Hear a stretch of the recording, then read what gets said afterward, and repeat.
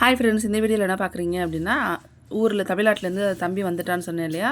So அதுதான் தம்பி கொண்டு வந்ததெல்லாம் அம்மாட்ட நான் வரல, இப்போதைக்கு லேட்டாக வரேன், கொடுத்து விடுங்க அப்படின்னு சொல்லியிருந்தேன். அதனால் கொடுத்து விட்ருக்காங்க. ஃபஸ்ட்டு காமிச்சது ராம் சீதாப்பழம். அம்மா வீட்டுக்கு பக்கத்தில் உள்ளவங்க கொடுத்தாங்க. இங்கே மகாராஷ்டிராவில் உள்ளவங்க தான். இது மட்டும்தான் பக்கத்தில் கொடுத்தது ராம் சீதாப்பழம். அது இன்னும் பழுக்கலை, பழுக்க வச்சு சாப்பிட்ணும். மீதி எல்லாமே தமிழ்நாட்டிலேருந்து தம்பி கொண்டு வந்தது. பனங்கிழங்கு இங்கே கிடைக்கவே கிடைக்காது. பனங்கிழங்கும் தம்பி கொண்டு வந்திருந்தான். அம்மா வேக வச்சுட்டாங்க, வேக வச்சே கொடுத்துட்டாங்க எனக்கு. அடுத்து வாழைக்காய்.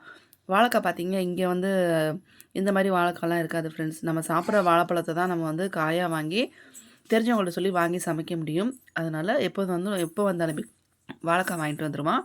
அடுத்து பச்சை மாங்காய் வந்து இங்கே சீசன் இல்லை, அதனால் மாங்காவும் மாரையில் கொண்டுட்டு வந்திருந்தான். அதில் எனக்கு 2 போதும்னு சொல்லிட்டு அம்மாட்ட.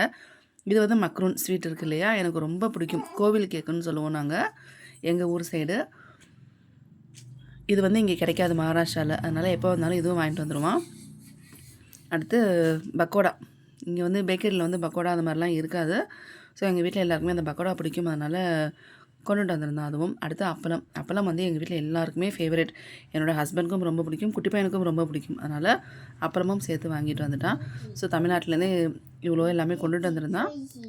எங்கள் எல்லாருக்குமே பிடிச்சிருந்தா மறக்காமல் எல்லோரும் லைக் பண்ணுங்கள், ஷேர் பண்ணுங்கள், கமெண்ட் பண்ணுங்கள், சப்ஸ்கிரைப் பண்ணிவிட்டு பக்கத்தில் இருக்க பெல் பட்டனை ப்ரெஸ் பண்ணுங்கள். அப்போ தான் நான் போடுற வீடியோஸ் நீங்கள் பார்க்கலாம்.